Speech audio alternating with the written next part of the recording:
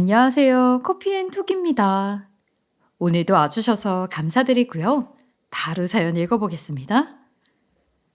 안녕하세요. 옛말에 욕심이 사람 죽인다는 말이 있죠. 욕심이 너무 지나치면 사리 분별을 하지 못하고 위태로운 일까지 거리낌 없이 한다는 뜻인데요. 어릴 때는 몰랐는데 세상을 살다 보니 욕심을 채우기 위해 본능을 자제하지 못하고 못된 짓까지 서슴없이 하는 사람들이 꽤 많더라고요. 아무리 본능에 충실한 게 사람이라고는 하지만 뉴스에서나 보던 일을 주변에서도 겪게 되니 세상이 어떻게 되려나 싶네요. 저는 40대 초반의 여성이고 현재 덮밥집을 운영하고 있어요. 제 남편은 주류 공장에서 근무하고 있고요.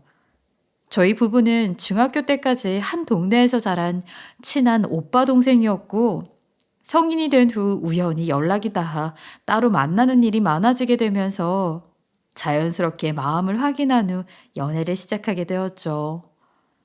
그리고 연애 3년 후 양가 부모님의 허락을 받고 결혼을 하게 되었어요.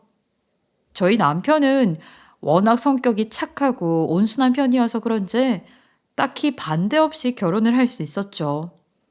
그리고 성격처럼 가족들에게 정말 잘하는 편이었어요. 사실 공장 일이 20, 30대 젊은 남자가 하기에도 힘이 많이 드는 일이잖아요. 워낙 힘쓰는 일이 많고 위험하기도 하고요. 특히 공장 일이 바쁠 때면 밤샘 작업도 종종 하고는 하는데 아무래도 남편의 나이가 있으니 저는 혹시 몸에 무리가 되거나 피곤하지는 않을까 걱정이 많았어요. 친정엄마도 힘든 일을 하면 잘 먹어야 한다면서 보양식 같은 것을 자주 먹이라는 말씀을 많이 하셨죠. 그러나 저희 모녀의 걱정에도 남편은 공장 일을 하고 들어와서 힘든 내색을 전혀 하지 않았어요. 오히려 그 힘든 일을 하고 들어와서도 집안일을 잘 도와주는 편이었어요. 그리고 주말에는 손님들이 많아 정신없는 저를 위해 가게에 나와서 일을 돕기도 했어요. 그럴 때마다 저는 그냥 쉬지 뭐하러 나왔냐며 걱정 섞인 잔소리를 했죠. 당신이 가게를 나오면 어떡해. 평일에 힘든 일 하면 주말에는 좀 쉬어줘야지. 가게가 이렇게 바쁜데 내가 어떻게 집에서 다리 쭉 펴고 누워있어? 그리고 집에 있어도 할 일 없어. 아이, 그래도 주말에는 쉬어야지. 할 일 없으면 잠이나 자던가. 아니면 당신이 좋아하는 낚시라도 하러 가던가 해. 그러나 남편은 제가 이렇게 잔소리를 해도 말을 듣지 않았어요. 오히려 빙긋 웃고는 본인이 힘든 만큼 저녁에는 맛있는 거 해달라면서 가게 일을 도왔죠. 착하고 온순하긴 해도 이런 면에서는 항상 고집이 있는 사람이라 결국 저도 주말에는 남편이랑 같이 가게 일을 할 수밖에 없었어요. 그리고 남편은 저희 친정엄마도 살뜰히 챙겼죠. 사실 제가 중학생이 되던 해 친정아버지가 뇌질환으로 일찍 돌아가셨거든요. 그래서 저희 모녀는 친정아버지를 하늘에 보내드린 후 다른 동네로 이사를 하게 되었던 것이었어요. 이걸 알고 있었던 남편은 친정아버지 없이 딸을 시집 보내고 혼자 살고 계시는 친정엄마가 많이 안쓰러웠던 것 같았죠. 그래서인지 친정엄마가 적적하지 않게 자주 찾아뵈어야 한다면서 매주 한 번씩은 저를 꼭 친정집에 데리고 갔어요. 집에서 거의 2시간 거리를 달려가야 하는데 정말 한 주도 빼놓지 않고 직접 가서 요리도 해드리고 용돈도 꼭 챙겨드렸죠. 남편이 이렇게까지 친정엄마에게 잘하는 모습을 보니까 저는 너무 고마웠어요. 사실 자식도 먹고 사느라 친정엄마를 살뜰히 챙기기 쉽지 않잖아요. 그런데 사위가 직접 나서서 그 어렵다는 장모님을 잘 챙겨주니까 딸의 입장에서는 남편이 너무 예쁘고 좋았죠. 그래서 저도 조금 어려운 관계이기는 하지만 시부모님께 잘하려고 노력했어요. 일단 시부모님은 가까이 살고 계시니까 별일 없어도 자주 찾아뵙고 시댁 경조사도 꼼꼼히 잘 챙기려고 했죠. 그리고 결혼을 해서 시댁 주변에 살고 있는 시누이에게도 반찬을 가져다 주면서 친동생처럼 아끼고 잘 챙겼어요.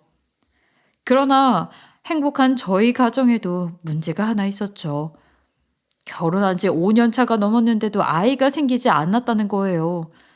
사실 저는 결혼 전부터 아이를 많이 낳으며 잘 살고 싶었는데 막상 결혼을 해보니 마음먹은 대로 임신이 잘 되지 않았어요. 시부모님과 친정엄마는 아이가 생기기를 손꼽아 기다리시는데 항상 임신 테스트기를 해보면 한 줄만 나왔거든요. 아이, 현미야, 너 테스트기 해봤니? 아직 아이 소식 없어? 어머니, 죄송해요. 이번에도 잘 안 된 것 같아요. 에휴, 아이, 남들은 아이 잘만 가져서 순풍순풍 낳는다는데 너희들은 왜 소식이 없어? 어디 문제 있는 거 아니야? 특히 시어머니는 저희 부부의 아이를 많이 기다리셨죠. 매주 절에 가서 기도도 올리고 한 달에 두세 번씩 전화를 하셔서 테스트기 결과를 물으셨어요. 친정엄마도 내심 걱정이 되셨는지 자주는 아니더라도 가뭄에 콩나듯이 조심스레 물으셨죠. 그러나 저는 매번 좋은 소식을 들려드리지 못했어요. 임신 테스트기에 한 줄이 나왔다고 말씀을 드릴 때마다 너무 죄송하기도 하고 못난 며느리, 못난 딸이 된 것 같아서 정말 우울하더라고요. 남편은 이런 저의 모습을 보면서 혹시나 나쁜 생각이라도 할까봐 걱정이 되었던 것인지 항상 옆에부터 위로를 해주었어요. 여보, 임신 테스트기 너무 많이 하지 마. 내가 어디서 들었는데 자꾸 기대하고 테스트해보면 생길 아이도 잘 안 생긴대. 그러니까 우리 마음 편하게 생기면 생기는 대로 안 생기면 안 생기는 대로 살자. 아유, 어떻게 그래. 나도 나이가 있고 양가 부모님 저렇게 기다리시는데. 양가 부모님이 기다리셔도 어찌되었건 부부의 일이잖아. 그러니까 아이 가지는데 너무 목매지 않았으면 좋겠어. 자꾸 전전긍긍하면 당신만 힘들잖아. 나는 당신 힘든 거 싫어. 남편은 우울해하는 제 옆에서 괜찮다고 너무 신경 쓰지 말자고 했어요. 그래도 남편이 말이라도 이렇게 해주니까 조금이나마 기분을 풀 수 있었죠. 그렇게 약 2년이라는 시간이 흐르게 되었어요. 오랫동안 기다린 끝에 다행히 저희 부부에게는 아이가 생기게 되었죠. 물론 7년이라는 긴 시간 동안 아이 소식이 아예 없었던 것은 아니었어요. 이것도 하늘의 뜻이고 시행착오인 것인지는 모르겠지만 기뻐하기도 전에 떠나보낸 아이가 둘이나 있었거든요. 매번 아이를 안타깝게 떠나보내게 될 때마다 너무 힘들어서 포기할까 싶기도 했었지만 사람 마음이라는 게 쉽게 놓아지지는 않더라고요. 그래서 마지막으로 한 번만 더 시도해본 후 그래도 안 되면 포기하자 했었는데 하늘도 이런 제 마음을 알아준 것인지 임신 소식을 드디어 들을 수 있었죠. 저는 임신을 했다는 것을 알고 난 후부터 불면 꺼질까 쥐면 터질까 안달복달했어요. 아무래도 힘든 시기 다 겪고 가지게 된 아이이니 잘 지키고 싶은 마음이 있었거든요. 그리고 남편도 저와 같은 생각이었죠. 임신 소식을 들은 후 본인이 신중히 고민을 해봤다면서 갑자기 이런 제안을 하더라고요. 여보, 내가 아까 일하면서 고민을 좀 해봤는데, 당신 그 일 좀 줄이는 게 어떨까? 그게 무슨 소리야. 일을 줄이라니. 아니, 나는 자영업자인데 가게 일을 어떻게 줄여. 직장인처럼 휴직계를 낼 수 있는 것도 아니잖아. 그렇다고 가게 문을 닫을 수도 없는 노릇이고. 그렇긴 하지만 이번이 우리에게는 아이를 낳을 수 있는 마지막 기회인 것 같아서 최대한 조심해야 할 것 같아. 그래서 말인데 가게에는 그 아르바이트생을 늘리고 당신은 일주일에 두세 번만 가서 관리하는 건 어때? 알겠어. 나도 이 아이만큼은 잘 지켜서 낳고 싶으니까 당신 말 따를게. 저는 인건비 부담이 있기는 했었지만 뱃속에 있는 아이만큼은 무사히 잘 낳고 싶은 마음이 있었기에 남편 말을 따르기로 했죠. 그리고 항상 가까운 곳도 웬만하면 택시를 타고 다니고 위험한 곳에는 절대 가지 않는 등 항상 조심히 살았던 것 같아요. 그런데 그런 말이 있죠. 너무 소중하게 생각하면 하늘이 빨리 빼앗아 간다는 말이요. 그 말이 정말로 맞는 말인 듯 싶더라고요. 어느 날 저는 가게에 일이 생겼다는 이야기를 듣게 되어 헐레벌떡 택시를 잡아 타고 가게 되었어요. 가게에 가면 분명히 무리를 해야 할 것을 알고 있었지만 어차피 출산일을 열흘 정도 남겨두고 있는 상황이었고 당장 오늘 아이를 낳는다고 해도 전혀 이상하지 않은 안정기였기 때문에 무슨 문제가 있겠나 싶었죠. 그러나 안정기라고 해서 안심해도 되겠다 생각했던 것은 큰 오산이었어요. 정신없이 가게에 도착해서 일 처리를 하겠다며 무리를 했더니 갑자기 몸이 이상한 거예요. 처음에는 아이가 나오려나 싶었어요. 그러나 아무리 생각해봐도 아이가 나올 준비를 하는 것은 아닌 것 같더라고요. 왜 여자의 축은 무시를 못한다는 말이 있잖아요. 그래서 저는 놀란 마음에 울며불며 친구에게 전화를 했죠. 사실 저는 친구가 간호사로 근무하고 있는 대학병원 산부인과에 다니고 있었거든요. 영주야, 어떡해. 우리 아이가 뭔가 잘못된 것 같아. 너 그게 무슨 소리야? 아이가 잘못된 것 같다니. 너 지금 안정기잖아. 뭔가 자꾸 흐르는데 아무래도 양수는 아닌 것 같아.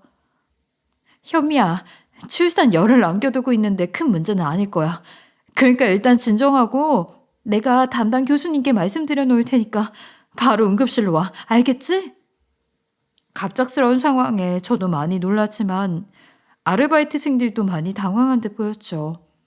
그러나 저는 아르바이트생들을 신경 쓸 겨를이 없었어요. 친구와의 전화를 급하게 끊고 곧장 택시를 잡아타서 대학병원 응급실로 향했죠. 병원으로 가면서도 이번에는 안 된다고 기도하고 또 기도했어요. 그러나 응급실에 도착해 담당 선생님의 진료를 보는데 분위기가 좋지 않더라고요. 얼마 후 진료를 끝낸 담당 선생님은 저에게 조심스레 아이가 심장이 멈췄다며 세상을 떠난 아이를 자연분만으로 출산해야 할 것 같다고 하셨어요. 전 진짜 설마 하는 생각이 있기는 했지만 제가 출산을 열흘 남기고 유산을 하게 될 줄은 몰랐어요. 기껏해야 아이가 일찍 태어나지 않을까 하는 생각을 했었는데 유산이라는 이야기를 듣게 되니까 정말 세상이 무너지는 것 같았죠. 게다가 저는 이번에만 세 번째 유산이었잖아요. 남편과 양가 부모님 얼굴 볼 낯도 없고 제 잘못으로 멀쩡한 아이를 떠나보냈다는 생각에 눈물이 펑펑 쏟아졌죠. 그래서 의사 선생님 가운을 붙잡고 제발 살려달라는 이야기를 몇 번이나 했는지 몰라요.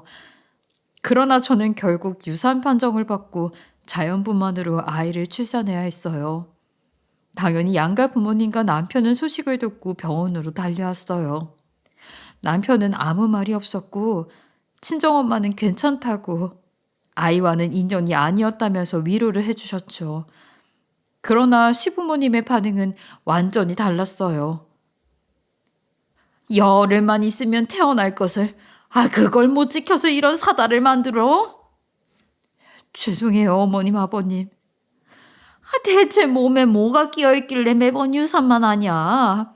곧 있으면 손주 나온다고 동네방네 다 자랑을 했는데 이제 어쩔 거야. 사돈 그만하세요. 제 딸이 유산했어도 출산한 거나 마찬가지여서 몸조리하고 마음 추스려야 해요. 지금 제일 힘든 사람은 제 딸이니 오늘은 그냥 넘어가 주세요. 아니 뭘 잘했다고 몸조리를 합니까? 매번 애좀 가지나 하면 떨거내고 이게 뭐하는 짓이냐고요? 아니 사돈 속상하시다는 건 알겠는데 말씀을 왜 그렇게 하십니까? 오늘은 그만 가시는 게 좋겠네요. 네, 안 그래도 나갈 겁니다. 유산만 하는 며느리가 뭐가 좋다고 여기 있겠습니까? 시부모님은 화가 잔뜩 나신 채로 병실을 나가셨어요. 남편도 연신 한숨만 쉬어댔죠. 제 유산으로 인해 소란이 생기니까 괜히 죄인이 된 것 같더라고요. 친정엄마도 은근히 남편 눈치를 보는 듯 싶었어요. 그러나 유산을 하게 된 당사자인 저는 가족들의 슬픔보다 아이를 잃었다는 슬픔이 더 커서 주변 사람들을 챙길 겨를이 없었어요. 게다가 약 한 달간은 정말 제정신이 아니었죠. 그래도 언제까지 누워있을 수는 없다 싶어서 저는 다시 일상으로 돌아가려고 노력을 많이 했어요. 그러나 문제가 생겼죠. 유산 후 남편의 태도가 180도 바뀌었다는 거예요. 사실 하도 유산을 많이 하다 보니 남편도 점점 실망이 커졌는지 저를 대하는 태도나 행동이 조금씩 변했었어요. 그러나 이번 유산으로 인해서 완전히 돌아선 것 같았죠. 그 착하고 순했던 사람이 저만 보면 무서울 정도로 거칠게 행동하더군요. 물론 자식을 잃은 건데 남편의 마음도 심란하겠지 싶었어요. 그래서 시간이 지나면 나아지겠거니 생각하며 그냥 모른 척 지나갔어요. 그러나 남편은 날이 가면 갈수록 집에 들어오는 날이 드물었고 말도 험하게 하며 막 나가는 일이 많아졌어요. 그로 인해 저는 남편에게 받게 되는 상처가 깊어졌죠. 그런데 어느 날 저는 갑자기 이런 생각이 들더라고요. 흔히 이별을 경험한 사람에게 하는 말 중에 사랑은 다른 사랑으로 잊는다는 말이 있잖아요. 어떻게 보면 아이를 유산한 것도 사랑하는 사람을 잃은 거나 매한가지니까 다시 아이를 가지게 되면 예전처럼 착하고 순한 남편으로 돌아오지 않을까 하는 생각을 하게 되었죠. 어찌되었건 남편도 유산으로 아이를 잃고 크게 상심을 한 거니까요. 그래서 기분이 좋아 보이는 날에 은근슬쩍 시험관 얘기를 꺼내보았어요. 여보, 내 부탁 하나만 들어주면 안 될까? 갑자기 무슨 부탁? 당신 유산으로 많이 실망한 거 알고 있는데 우리 마지막으로 한 번만 더 시도해보자. 시험관 같은 거 하면 나이가 있어도 성공하는 경우가 종종 있대. 시험관 같은 소리 하고 있네. 아, 어차피 애 가져도 제대로 품지 못하면서. 아, 그냥 포기해. 여보, 나 진짜 아이가 간절해서 그래. 내 유일한 소원이야. 그러니까 우리 시험관 딱 한 번만 해보자. 아, 나 더 이상 아이 문제로 스트레스 받고 싶지 않다고. 다시는 아이 갖는다는 소리 꺼내지도 마. 그렇게 남편은 시험관을 해보자는 저의 이야기에 화를 잔뜩 내면서 집을 나가버렸어요. 그러나 저는 꼭 한 번은 시도를 해보고 싶었죠. 그래서 시부모님을 찾아가서 도와달라고 부탁을 드렸어요. 당연히 시부모님도 실망이 이만저만 큰 게 아니니까 좋은 소리를 하시지는 않았죠. 아, 시험관을 하겠다고? 아이, 몇 달 있다가 또 떨굴 텐데 뭐하러 돈 들여 그런 걸 아냐? 어머님, 한 번만 도와주세요. 저 진짜 아이 낳고 싶어요. 에휴, 진웅이는 뭐라고 하는데 여기까지 쫓아와서 도와달라고 하는 걸 보니까 좋은 소리는 안 나온 것 같은데 맞지? 네, 남편은 더 이상 아이 문제로 괴롭고 싶지 않다면서 싫다고 해요. 그런데 저 마지막이다 생각하고 한 번만 시험관 해보고 싶어요. 도와주세요. 정말 아유, 이게 무슨 고생인지. 진웅이한테 얘기는 해보마. 대신 너도 약속 하나 해라. 약속이요? 만약 시험관에서 그것도 실패하면 이혼 도장 찍어라. 더 늦기 전에 진웅이 애기 낳아줄 여자 찾아서 들어앉혀야 되니까. 시험관을 실패하면 남편 애기를 낳아줄 다른 여자를 들어앉히겠다는 시어머니의 말씀에 저는 너무 황당했어요. 그러나 이혼은 나중 문제이고 일단 시험관을 해서 아이를 가져야겠다는 생각이 먼저였기 때문에 알겠다고 했죠. 제가 약속을 하겠다고 하자 시어머니는 곧장 남편을 불러서 시험관을 해보라고 말씀하셨어요. 당연히 처음에는 정색을 하면서 싫다고 했으나 결국 남편은 시부모님의 말씀을 거역하지는 못했어요. 마지못해 시험관을 해보겠다고 한 후 시댁을 나왔고 얼마 지나지 않아 친구가 간호사로 근무하는 병원에 가서 상담을 받게 되었어요. 의사 선생님께서는 시험관으로도 충분히 시도를 해볼 수 있다면서 한번 해보자고 말씀하셨죠. 그날 이후 저는 다시 아이를 가지는 것에만 신경을 썼던 것 같아요. 좋은 것 먹고 안 좋다는 것들은 절대 손을 안 댔죠. 그리고 남편은 다른 사람들처럼 성실하게 쫓아오고 지극정성으로 저를 도와주는 것은 아니었지만 그래도 본인이 있어야 할 때는 꼬박꼬박 따라왔어요. 사실 저는 남편의 미적지근한 반응이 조금 서운하기는 했지만 본인의 의지가 없음에도 불구하고 따라와 준다는 것에 고마운 마음이 있었어요. 그리고 시작이 반이라는 말도 있으니 이렇게 하다 보면 남편의 마음도 풀리고 좋은 일도 금방 생기겠지 했었어요. 그렇게 진료를 몇 번 받고 난 후 저는 본격적인 시험관을 진행하기 위해 난자 채취를 하게 되었죠. 그런데 그게 생각보다 통증이 엄청나더라고요. 의사 선생님께서도 집에 가서 통증이 있을 수도 있다고 말씀하시기는 했는데 난생 처음 겪어보는 엄청난 아픔이 찾아왔어요. 늦은 시간까지 잠에 들지 못하고 참을 수가 없을 정도여서 결국 저는 미안하지만 친구에게 전화를 해서 물어보게 되었어요. 사실 이런 상황에 믿을 사람은 대학병원에서 간호사로 근무하는 친구밖에 없었거든요. 영주야, 정말 미안한데 늦은 시간이라 병원에 전화를 해볼 수도 없고 이런 상황에 물어볼 사람이 너밖에 없어서 원래 이거 난자 채취하면 이렇게까지 아픈 게 맞아? 응? 많이 아파? 얼마나 아프길래 이 시간에? 어, 지금 허리를 펼 수가 없을 정도로 아프네. 통증이 심해서 잠도 못 자고 있어. 원래 그 정도까지 아프지는 않은데 아무래도 네가 유달리 통증에 민감한 것 같아. 지금은 진료가 끝난 시간이라 상태를 보려면 응급실로 와야 할 것 같은데. 나 지금 야간 근무하고 있으니까 일단 병원으로 와. 그렇게 저는 친구와의 전화를 끊고 나서 곧장 병원에 갈 준비를 했어요. 그러나 허리를 펼 수가 없을 정도로 너무 아파서 혼자 병원까지 가는 것은 무리일 것 같았죠.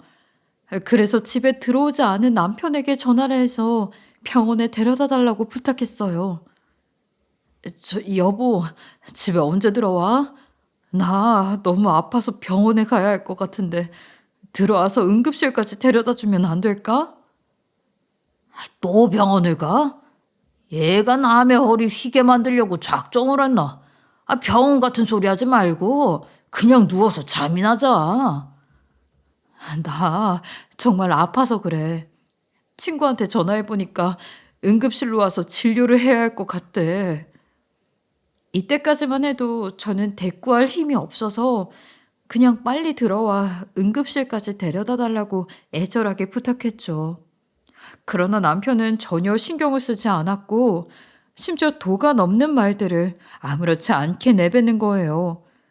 그 말을 듣는데 저도 점점 화가 나더군요. 그래서 결국 아픈 배를 부여잡고 악을 지르며 대꾸했어요. 애도 못 낳는 게 병원 가면 애가 생겨? 막말로 시험관 네가 빡빡국에서 받은 거잖아. 그런데 왜 아프다고 난리야? 너는 병원 갈 자격도 없으니까 괜히 응급실 가서 돈 쓸 생각하지 말고 그냥 집에 누워서 잠이나 자던지 해라. 지금 장난해? 아내가 아프다는데 그게 남편으로서 할 수 있는 말이냐고. 너는 유산만 하는 주제에 양심도 없냐? 난 멀쩡한데 네가 문제가 있어서 그런 걸. 왜 내가 응급실까지 쫓아가야 하는데. 너 지금까지 병원비로 쓴 돈이 얼만 줄 알아? 나야말로 네가 쓴 돈 버느라 허리가 휜다고. 누가 보면 당신이 병원비 다 된 줄 알겠다. 유산했을 때도 그렇고 시험관 비용도 그렇고 내 가게 운영해서 번 돈으로 냈어. 몰라. 나 오늘 집에 못 들어가니까 응급실에 가든지 말든지 네가 알아서 해. 남편은 제가 악을 지르면서 난리를 치니까 그냥 전화를 먼저 끊어버렸죠. 그렇게 통화를 끝내고 나니 잔뜩 힘을 주며 이야기를 해서 그런지 더 아프더라고요. 그래서 저는 울면서 택시를 불렀고 결국 거의 기어가다시피 허리를 못 펴고 응급실에 들어갔어요. 그리고 얼마 지나지 않아 친구도 담당 교수님과 함께 와서 제 진료를 봐주었죠. 그런데 한창 진료를 보고 있을 때 응급실에서 근무하던 다른 의사분이 제가 있는 쪽으로 들어오더군요. 그리고는 다른 선생님 진료를 받는 분이 옆 침대에 누워 계시는데 급하게 산부인과 진료가 필요하다면서 봐주실 수 있겠냐고 물어봤어요. 제 담당이 교수님은 알겠다면서 일단 제 문제부터 해결한 후 가보겠다고 했죠. 그렇게 상태를 체크한 후 담당이 교수님은 잠시 기다리라며 밖으로 나가셨고, 대학병원에서 근무하는 친구는 안쓰럽다는 듯한 표정으로 저를 바라보더군요. 아이, 이제 좀 괜찮아? 후배 간호사가 너 응급실 들어올 때 거의 허리도 못 펴고 들어왔다던데. 진통제 맞으니까 괜찮아졌어. 이제 좀 살만하다. 근데 네 남편은 어디 있어? 아내가 아파서 쓰러졌다는데 이 시간에 뭐가 바쁘다고 그림자도 안 보여? 안 되겠다. 내가 안 오냐고 한마디 해야겠어. 얼른 네 남편한테 전화 좀 해봐. 아니야. 공장 일이 바빠서 그런 거니까 그냥 내버려둬. 아니긴 뭐가 아니야. 그리고 시간이 몇 시인데 공장 핑계를 대? 아이, 공장이 바쁘다고 해도 그렇지. 아내가 아프다고 하면 바로 오는 게 맞지 않아? 이 문제는 친구로서 그냥 넘어갈 수 없다. 얼른 전화 좀 해. 그냥 좀 내버려둬. 내가 알아서 할게. 아니야. 이런 건 옆에서 얘기해줘야 해. 네가 안 하면 진웅 씨 번호 가지고 있으니까 내 휴대폰으로 한다. 친구는 이건 그냥 넘어갈 수 없는 문제라고 열을 내면서 직접 제 앞에서 전화를 걸었어요. 남편은 거의 바로 전화를 받았죠. 그런데 전화가 연결된 순간 옆자리에서 남편 목소리가 들리는 거예요. 처음에는 친구도 저도 왜 이렇게 가까이에서 목소리가 들리지? 라고 생각하며 의아했어요. 친구도 화를 내려다가 목소리가 너무 가까운 곳에서 들리니까 순간 멈칫하더라고요. 게다가 남편은 분명히 제 친구 이름이 화면에 보였을 텐데도 뜬금없이 본인의 절친한 친구 이름을 부르면서 속삭이며 통화를 했죠. 상대방은 아무런 대꾸를 하지 않는데 혼자서 요즘 뭐 공장이 너무 바쁘다 이런 식으로 말도 안 되는 얘기를 꺼내는 게 수상했어요. 그리고 그 익숙한 목소리는 곧 제 옆 침대에서 선명히 들렸고요. 저는 불길한 예감이 들어 아픈 몸을 억지로 일으켰고 소리가 들리는 옆자리 커튼을 젖혔죠. 그런데 남편이 어떤 임신한 여자의 손을 잡고 다정한 모습으로 통화를 하고 있는 거예요. 당연히 갑자기 커튼이 젖혀지자 모두의 시선이 저에게로 꽂혔고 친구와 저는 기함을 하고 난리를 칠 수밖에 없었어요. 그러자 컴퓨터로 검사 결과를 체크하고 계시던 의사 선생님은 소리를 듣고 놀라서 달려오셨죠. 그리고는 옆자리 커튼에 젖힌 모습을 보며 지금 뭐 하시는 거냐고 물으셨어요.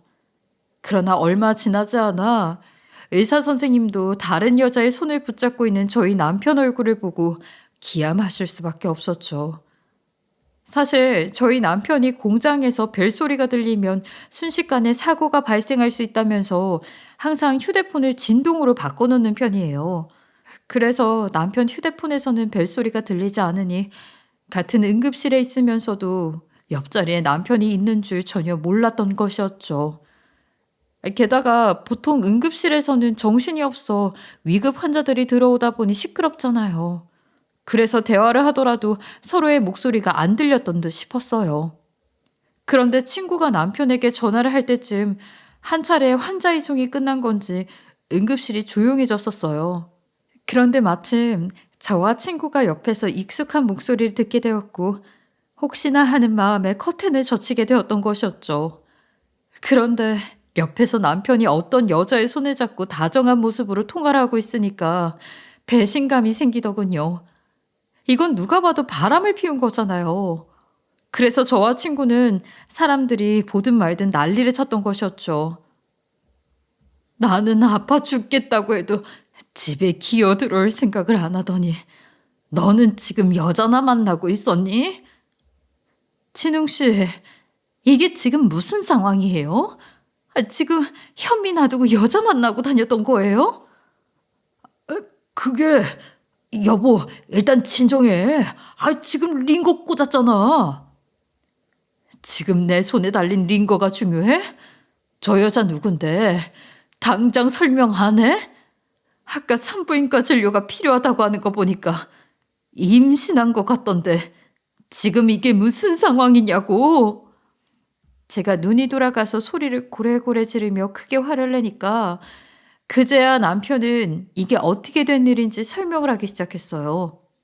남편이 손을 잡고 다정한 모습으로 있었던 그 여자는 근무를 하고 있던 공장 사장님의 딸이었고 둘이 몰래 연애를 하다가 애를 가지게 된 것이었죠. 그리고 상황을 보니 누워있던 여자는 남편이 유부남인 것도 전혀 몰랐던 듯 싶었어요. 아니, 여태 어떻게 공장 사람들을 속인 건지. 하기야 남편 놈이 1년 전쯤 이직을 했긴 했는데 아무리 그렇다고 해도 1년 동안이나 총각 행세를 했다는 게 어이가 없었어요. 제가 아내라고 하면서 나타나니까 그 여자는 귀신이라도 본 듯한 표정을 지었죠. 그러나 남편은 그 여자를 신경 쓰지 않고 제 앞에 무릎을 꿇은 채 제발 부모님께는 말씀드리지 말아달라고, 시아버지에게 들키면 본인은 저 세상에 가야 한다며 싹싹 빌기 시작했어요. 남편이 인정을 하면서 두 손 모아 빌기 시작하니까 그제야 그 여자도 현실을 자각한 듯 보였죠. 유부남이라는 것을 인지하자마자 남편 머리채를 쥐어잡으면서 본인이랑 뱃속에 있는 아이는 앞으로 어쩌냐고 울고불고 난리를 쳤어요. 그러자 의사와 간호사들은 달려와 말리기 시작했고 사람들은 무슨 일인가 하고 쳐다보더군요. 정말 말 그대로 전쟁터나 다름없었어요. 저도 마음 같아서는 그 여자랑 같이 남편 머리채라도 쥐고 흔들어야겠다 싶었어요. 그러나 일단 보는 눈도 많았고 저도 무슨 상황인지 혼란스러워서 그냥 친구 도움을 받아 맡고 있던 링거를 뺀 후 응급실 밖으로 나와버렸어요. 그러자 남편은 그 여자가 잡고 있는 손을 떼어낸 후 급히 저를 뒤쫓아오더군요. 그러고는 무릎을 꿇고 싹싹 빌기 시작했어요. 여보, 내가 잘못했어. 그런데 당신이 생각하는 그런 거 아니야. 아니긴 뭐가 아니야. 아까 인정했잖아. 저 여자랑 만났고 아이까지 가졌다면서. 그건 맞는데 사실 저 여자 내가 이용해 먹고 버릴 사람이었어. 뭐라고? 그게 변명이 된다고 생각하니? 아이까지 가졌으니 좋다고 이혼할 생각이었겠지. 아니야. 이혼은 생각도 안 했어. 저 사람은 공장 사장님의 딸이니까 당신이랑 잘 살아보려고, 돈 좀 벌어보려고 그런 짓을 한 거야. 그냥 쉽게 얘기해서 투잡으로 돈 많은 여자를 물었던 거라고. 남편은 제 앞에서 바짓가랑이를 붙들고 진짜 사랑한 사람은 저라고, 그래서 절대 이혼할 수 없다면서 한 번만 봐달라며 울고불고 사정을 하는데 남편이 붙잡고 있는 다리를 빼내려고 안간힘을 쓰며 난리를 치다가 무심코 응급실 쪽을 바라보았더니 아이를 가졌다는 그 여자가 나와 있더라고요. 아무래도 표정이 심상치 않은 게 저와 하는 얘기를 다 들은 듯 싶었죠. 당연히 다가와서 한바탕 난리를 치겠구나 싶었는데 예상외로 그 여자는 그러지 않았어요. 모든 이야기를 다 듣고 나서 곧장 응급실 안으로 다시 들어가더군요. 그러거나 말거나 저는 남편이 붙잡고 있는 다리를 억지로 빼낸 후 곧장 병원을 나왔어요. 그리고는 그냥 집으로 들어갔죠. 그리고 집에 도착하자마자 남편이 들어오지 못하게 집 비밀번호를 바꿔놓았어요. 사실 원래는 곧장 시부모님께 가서 말씀해 드릴까 했었죠. 그런데 아들을 중요하게 생각하시는 시부모님 성격에 무작정 찾아가 얘기하게 되면 믿지도 않을 뿐더러 흐지부지 넘어가게 되는 일이 생길 것 같았어요. 그래서 신중하게 행동해야 할 것 같아 일단 집으로 들어갔던 것이었죠. 그렇게 저는 집에 들어가자마자 이 일을 어떻게 해야 하나 고민을 하고 있었어요. 그런데 약 30분 후 남편이 집에 도착해 문 좀 열어달라면서 소란을 피우더군요. 그러나 얼마 지나지 않아 이웃들이 시끄럽다고 난리를 치자 결국 포기를 하고 돌아가는 듯 보였죠. 대신 저에게 문자로 잘못했다면서 시부모님께는 말씀드리지 말아달라며 구구절절 적어서 보냈어요. 당연히 저는 그 문자를 무시했고요. 그렇게 다음 날이 찾아오게 되었죠. 저는 한숨도 못 자고 일어났는데 모르는 번호로 전화가 한 통 오더라고요. 그래서 혹시나 하고 받아보았더니 역시나 그 여자가 전화를 한 것이었어요. 혹시 김현미 씨 휴대폰 맞나요? 네, 맞는데요. 누구세요? 저 어제 응급실 옆 침대에 누워있던 사람입니다. 실례인 줄 알지만 잠시 만나 뵙고 싶은데요. 시간 좀 내주실 수 있으실까요? 네? 혹시 저희 남편 아이를 임신했다던 사람이에요? 네, 드릴 말씀이 있어서 그런데 시간 좀 내주세요. 갑자기 전화가 오니 황당했지만 간절하게 만나달라고 부탁을 하니까 무슨 얘기를 하는지 드러나 보려고 일단 약속 장소로 나가게 되었어요. 사실 얼굴을 보고 이야기를 하기 전까지만 해도 그 여자는 임신을 한 상태이니 이혼을 해달라고 부탁을 하지 않을까 생각을 했었죠. 그런데 예상치 못한 얘기를 꺼내더군요. 제 번호는 어떻게 알고 전화했어요? 어제 옆에 계시던 간호사님이 친구분이라고 하시길래 여쭤봤어요. 일단 죄송합니다. 저도 유부남인 줄은 전혀 모르고 만났어요. 알고 있었는지 아닌지는 관심 없고요. 하실 말씀 있다면서요. 오래 마주하고 싶지 않으니 할 말 있으면 빨리 하세요. 네, 어제 일 있고 난 후 오빠 친구들에게 전화를 해서 따로 알아봤는데 그 사람 유부남 맞더라고요. 그래서요. 아니 뭐 어쩌자는 건데요. 저 이대로 억울하게 버려지고 싶지 않아요. 그래서 말인데 저랑 같이 복수하지 않으실래요? 어차피 바람 피운 남자를 용서하고 마음 맞춰 사실 생각 없으시잖아요. 그 여자는 갑자기 저에게 같이 복수하자는 말을 했어요. 그 이야기를 듣고 정말 황당해서 말이 안 나왔죠.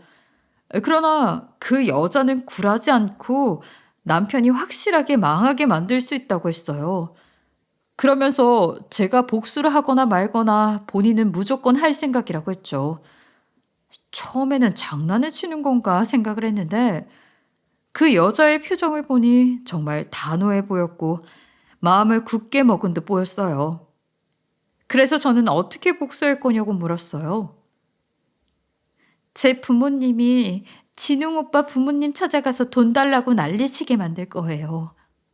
사실 제가 정식으로 인사드리기도 전에 부모님에게 오빠 이미지 안 좋아질까 봐 숨긴 게 하나 있거든요. 숨긴 게 뭔데요? 오빠가 야간 작업을 한다고 해서 혹시나 굶고 있지는 않을까 싶어 샌드위치를 만들어 간 적이 있었는데요.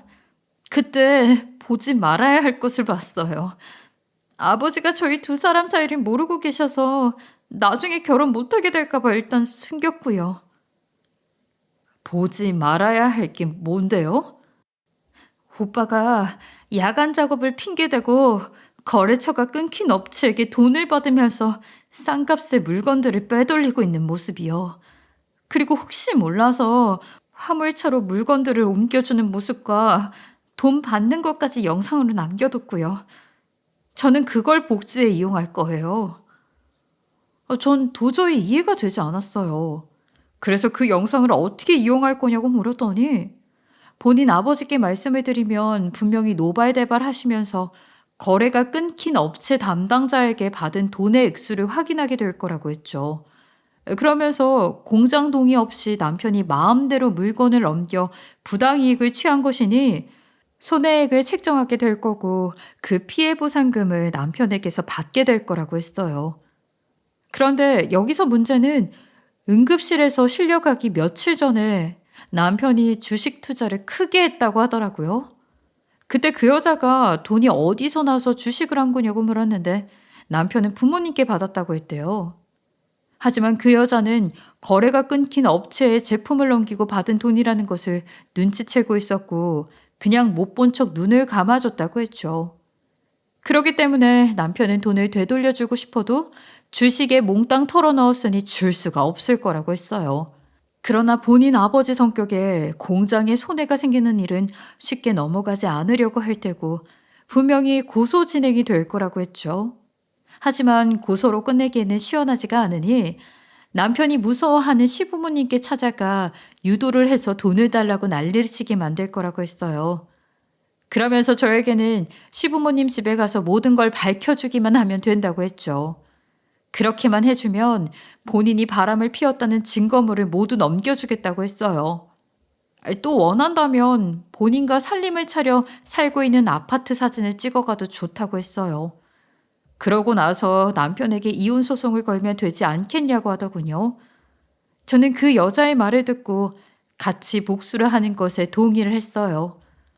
그 여자는 제가 같이 하겠다고 하자마자 공장에 들어가 남편이 부당이익을 취한 일을 밝히겠다고 했죠.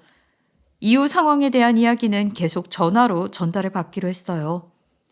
저는 그날 곧장 그 여자와 남편이 함께 찍은 사진들을 전달받았고 알려진 아파트에도 들어가서 사진을 찍어 증거물들을 확보했어요.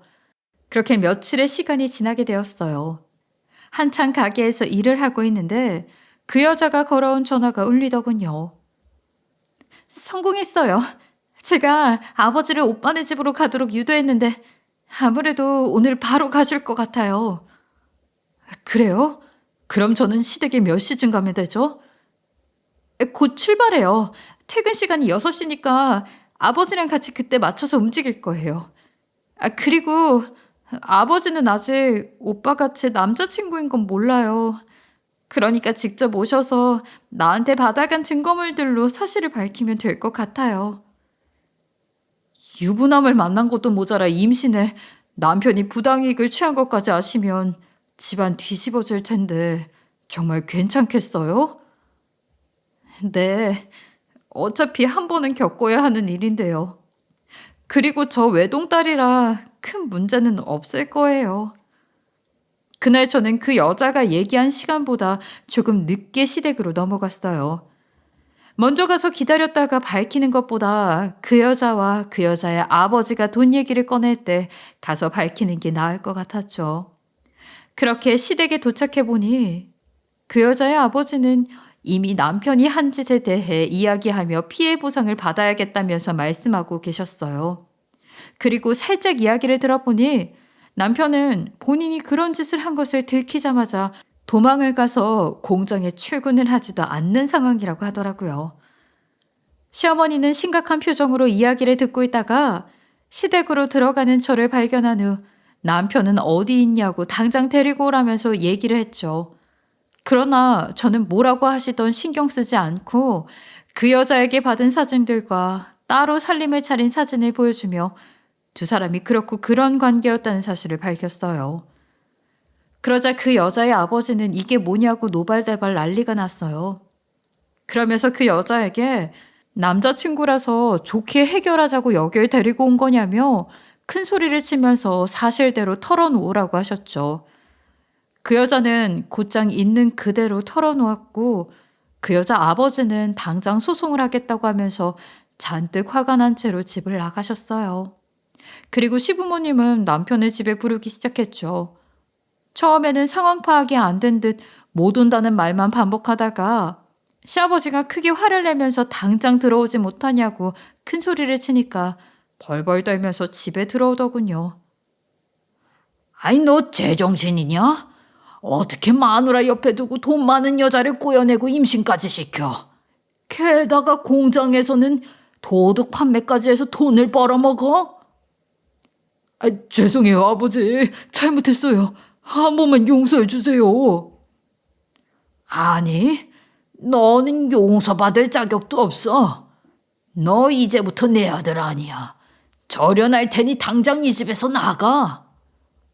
결국 남편은 부모님에게도 버려졌고 쫓겨나듯이 집을 나가야 했죠. 시부모님께서는 모든 일을 알게 되신 후 저에게 자식을 잘못 키웠다며 미안하다 진심으로 사과를 하셨어요.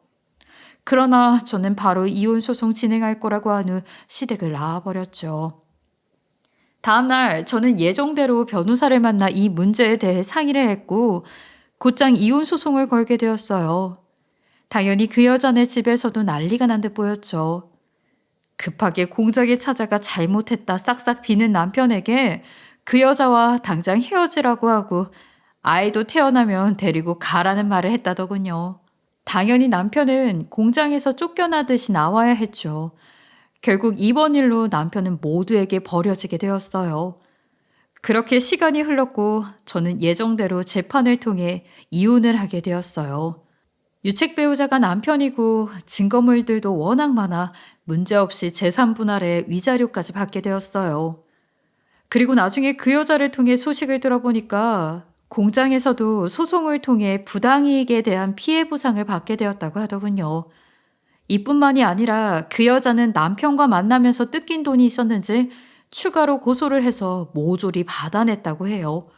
물론 남편은 소송이 끝난 이후 태어난 아이를 데리고 오지는 않았지만 지금 현재 아이 얼굴도 보지 못하고 일용직 일이나 하면서 힘들게 살고 있다고 했죠. 저는 이번 일을 겪고 나서 달아나는 노루 보고 얻은 토끼를 놓았다는 말이 떠올랐어요. 지나치게 욕심을 부리면 도리어 손해를 본다는 뜻인데 지금 보니 딱 제 전 남편이 그 꼴인 듯 보이더군요. 지금 전 남편은 망하고 돈 없이 살고 있지만 반대로 저는 이혼 후에 훨씬 더 잘 나가기 시작했어요. 덮밥집 운영하는 것에만 집중을 하면서 살다 보니 의도치 않게 장사가 너무 잘 되었고 덕분에 옆 지역에 2호점도 낼 수 있었죠. 대박이라고 말할 수 있을 정도로 장사가 너무 잘 되고 풍족해져서 요즘은 그냥 행복하답니다. 그러나 저는 전 남편과의 일에서 하나 깨달은 게 있어요. 욕심을 부리지 않고 양심을 지키면서 살아야 한다는 것이었죠. 그래서 저는 그 일을 계기로 항상 욕심을 부리지 않고 필요한 만큼만 남기고 열심히 봉사와 기부를 하면서 살고 있어요. 전 앞으로도 사는 내내 욕심을 부리지 않고 양심적으로 새로운 인생을 계획하면서 살아보려고요. 그렇게 살다 보면 더 좋은 일이 생기지 않겠어요? 여러분들께서도 하시는 일 모두 잘 되시길 바라고 제 못난 인생 이야기 들어주셔서 감사합니다. 지금까지 커피앤톡이었습니다. 오늘도 끝까지 함께 해주셔서 감사하고요. 다음 영상으로 또 찾아뵙겠습니다.